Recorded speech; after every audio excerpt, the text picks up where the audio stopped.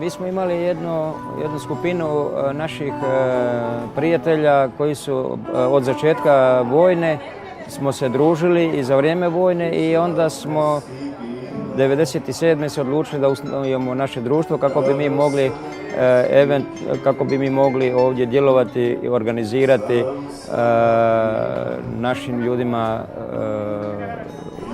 školu hrvatskog jezika, kulturu našu sprovoditi i naše druge interese kroz sport i prosvjetu. Mi imamo sedež društva u Župančićevoj 14 u Piranu.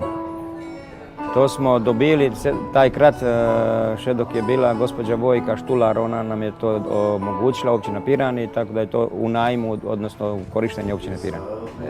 U našom društvu imamo sekciju tenisa, imamo nogomet, imamo likovnu sekciju. Sada smo na zadnje ustanovili folkloru i klapu bevanda. Klapa i bevanda imaju svoje veliki rad i napor i mislim da su na pravome putu da postanu jedna od najboljih klapa ovdje u Sloveniji.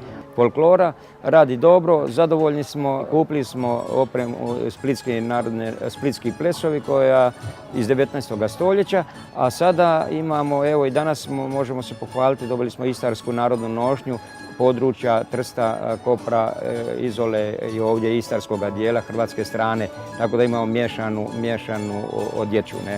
I to je sve sa vlastitim sredstvima i sa sponzorima koji danas jako teško i dobijamo. Mi se pogotovo ovdje na lokalnoj i na državnoj razini dosta zalažemo i za priznavanje hrvatske manjine i ta lokalno stanovništvo vidim da to dosta značimo jer smo jedino društvo ovdje hrvatskih korijena.